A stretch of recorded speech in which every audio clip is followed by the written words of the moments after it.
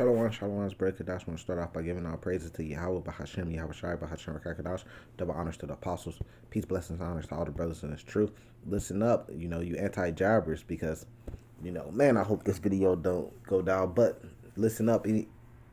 Either way, listen up. Look, this is how the world's going to feel. The world's opening back up right now, allegedly, so-called opening back up, but nothing's going to go back to normal. But what they're saying is that, for the people that have got the jab, they don't have to wear the mask. That's the start of it. That's the start, is the whole mask, if you have to wear a mask or not. But it's going to go a lot farther than that, in my opinion. And what that causes is a second-class citizen, where you can see the difference. Right now, we can't really see the difference because they just announced this. But what's going to happen is in a couple months, when the majority have the jab, then the minority, the 2-3 people in the store with the mask on, you're going to be able to see a big difference. And those people are going to be hated and kind of like outcasts. And the whole world's going to feel this way that they're saying right here. Let it play. Normal life. Yeah. But no, I know people who were anti-vaxxers then and they're anti-vaxxers now. I know a bunch of them. Some of them are my actual friends, which keeps me from going as hard as I would like to on this shit. But it's like, and you see it in places like Israel, which ramped up very quickly, but then it kind of slowed down in terms of the percentage of the population because certain people just don't want to take it. And those people, in one way you could say, well, they're just affecting themselves because if you're vaccinated and they're not, it doesn't really affect you. But essentially, they keep it going. I just think it's so selfish and shitty for anyone to be so confident in their own dumbass opinions that they're going to just completely disregard science. And this is how the world's going to think of you.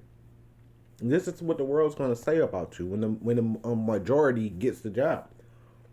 And they're walking around and they're at restaurants with no mask on. You come in with a mask on, if they're carding you or not, then you have to wear it. This or they're just gonna outright not let you come in. This is how the world's gonna feel about you. There's gonna be stuff that go up that says no anti-jabbers allowed, or you have to have this in order to come in.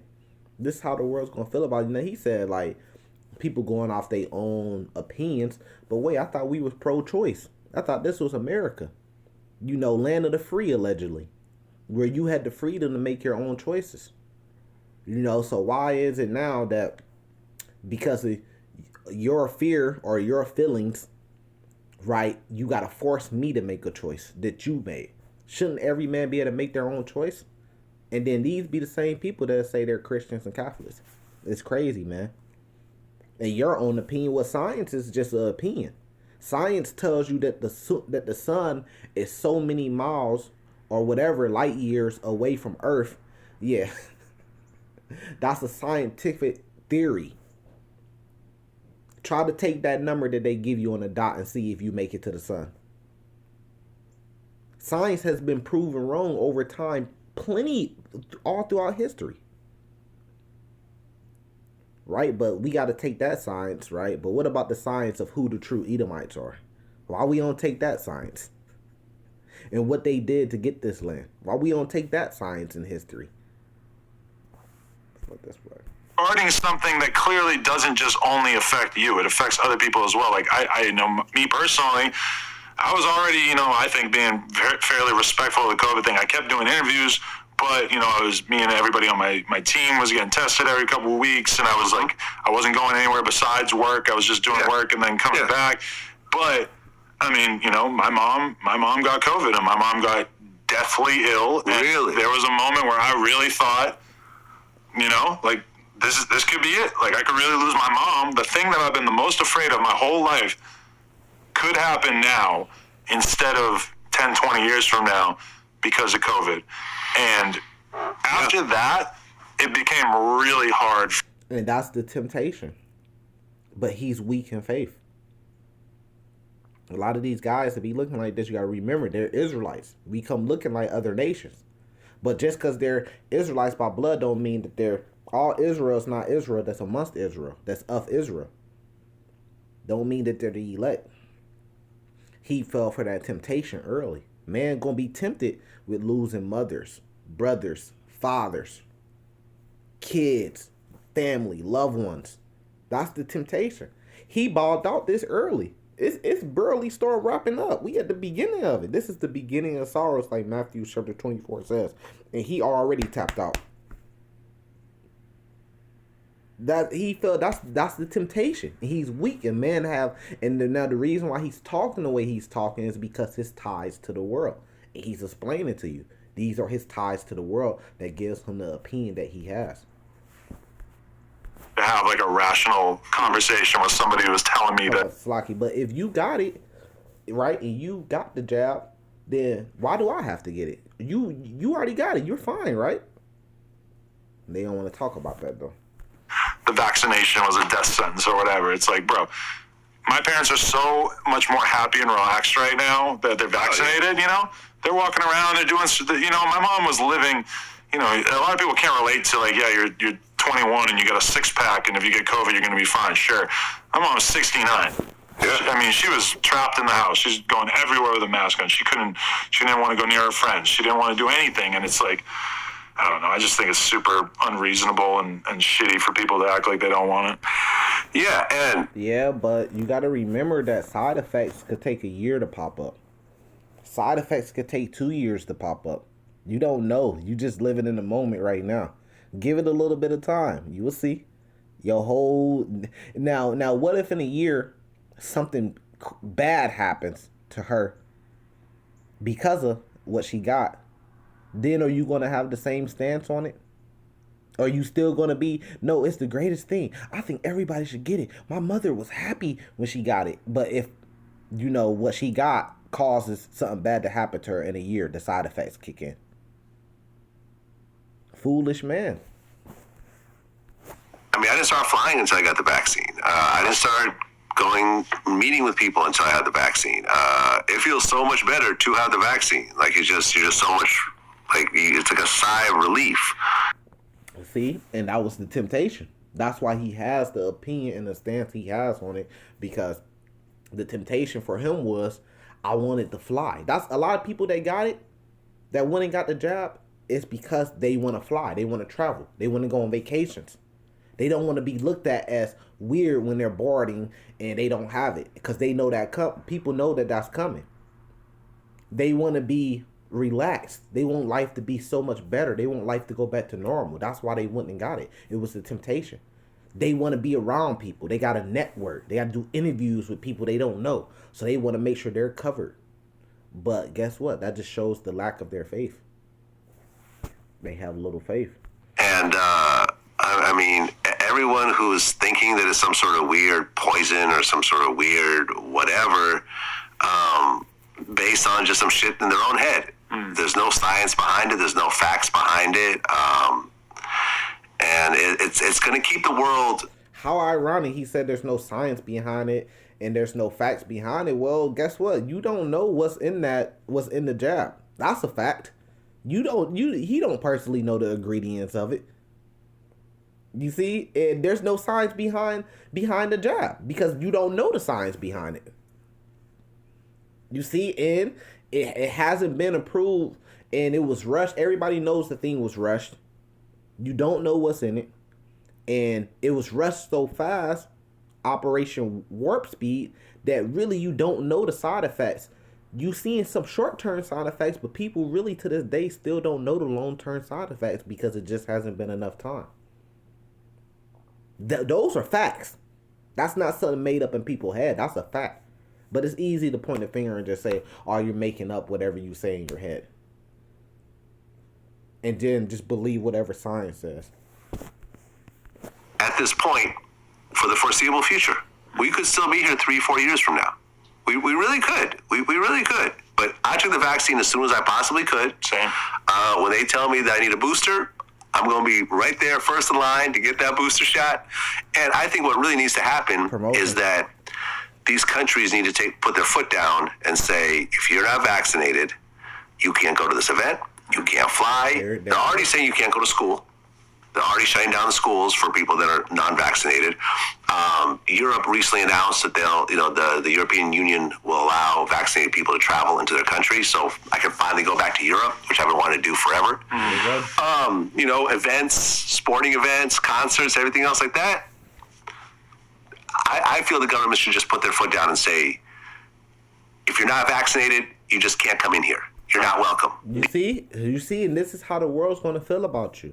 But me, us in the faith, in the truth, we look at it like, yeah, I agree with him. They should go ahead and do that. The devil should come down to fulfill prophecy because he know that his time is short. So he should go ahead and do that because that's just gonna fulfill prophecy. What they waiting for? They might as well do it. We know they're gonna do it. So when they say, look, and that's what's the temptation, where he's gonna be able to fly back into Europe. Guess what? If you a man and you got some dealings in Europe, you ain't gonna be able to unless you get that job. The sport, like he said, sporting events, the stores, certain restaurants, and you ain't gonna be able to do none of that unless you get to get that. So it's going to single you out. Right now, like I said, it's not a big thing because it's still mixed. But when the majority is living that way and got that, and you're the minority, then that's when you're going to feel the pressure. Like he said with the schools and stuff like that, you ain't going to be able to send your kids to school, man. Then that's when it's going to get hard. Then that's when your faith is going to be tested. And we talking about months from now. This stuff is all coming here pretty soon. He talking about 3-4 years, man. 3-4 years, what? You might as well not even talk about 3-4 years. In 3-4 years, you're going to be in a way worse state than this. There's going to be some other stuff that's going to pop off in 3-4 years. But he ain't looking for that. You could tell where his heart is at. He's looking towards everything going back to normal. He's not looking for the Lord to come and destroy this place. He's looking for this place to be the way it is. Mystery Babylon. And everything to be normal. And him to succeed and thrive in this system, in Esau's kingdom. That's what they're looking for. They're not looking for the Lord to come back and destroy it.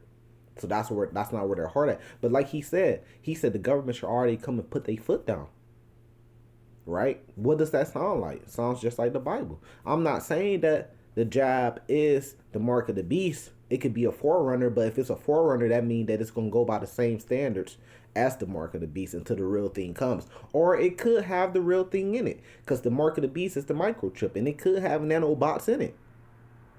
A lot of people have been doing the whole magnet challenge, where they put it up to where they got the jab at, and the magnet kind of sticks there. Then they're saying there's scientific reasons for that, or whatever, but we gonna see. But this is Revelation chapter 13, verse 16. What does it sound like? Exactly what he's saying. And he causes all, both small and great, rich and poor, free and bond, to receive a mark in their right hand or on their forehead, and that no man might buy or sell, say that he had the mark or the name of the beast or the number of his name. So you ain't going to be able to buy or sell. You ain't going to be able to buy a ticket to get in a sporting event. You're not going to be able to shop at certain stores, go to certain restaurants, pay for that flight ticket to go to Europe. You ain't gonna be able to do that, and then ultimately it's gonna come to their whole digital system with their digital money and everything going digital, where you're gonna have that mark of the beast and you're gonna use that chip, and you're gonna use that in order to, like a credit card, but it's just gonna be in your hand. You're gonna use that in order to swipe, buy or sell. You're gonna use that to prove that you got the jab. Cause right now, look, if they say, look, people that got the jab don't have to wear a mask. How do they know who got it? I could just decide not to wear a mask in the store, but then they could start carding people. Well, let me see your card. But now everybody got to pull out a card. People gonna complain about that. It'd be so much easier if people had a chip that they could just scan when they come through the door. It turns green, keep going. Turns red. I mean, if you ain't got one and it don't beep up, you turned away. That's when that temptation is going to get hard, man. And these men, they already fell for the temptation early in the game. So you know what lies for them. Revelations 14, verse 9. And the third angel followed them, saying with a loud voice, if any man worship the beast in his image and receive his mark in his forehead or in his hand, the same should drink of the wine of the wrath of God, which is poured out without mixture into the cup of his indignation, and he should be tormented with fire and brimstone in the presence of the holy angels and in the presence of the Lamb. It's just that simple. That's my new phrase. It's just that simple. yeah, I don't think you have a right to put everybody else at risk. You know, when it comes to something this serious. So he didn't say, I don't think you have the right to make the choices that you want to make in your personal life. He said, I don't think you have the right to put everybody else at risk. That's a dangerous way to think. And it's hard for people to fathom that, especially as Americans. We're so married to the idea that we are this autonomous, that we should have our rights. You know, it's the same reason why our gun laws are strict or looser than most countries. There's a lot of things, but I mean, when it comes to something like this, it's just, you know, I totally agree. Like, if you're the NFL, you're doing the Super Bowl, you cannot let motherfuckers in here without having approval that they're vaccinated and shit. It's just way too risky. It's way too much of a liability for them. Even if it wasn't just the right thing to do, it just seems clear to me that they, from a legal standpoint, they almost certainly have to do this. See? And this is just an example of this is how the world's going to feel about it. Give it a little bit of time. And you talking about the Super Bowl? What does the Super Bowl hold? 60,000? I'm just throwing a number out there. I could be way off. But what, 60,000 people? 30,000, 60,000 people in the Super Bowl? Or are you going to stop everybody at a door and they got to show you a card? It would be so much easier if they could do what? The mark of the beast. Scan their hand.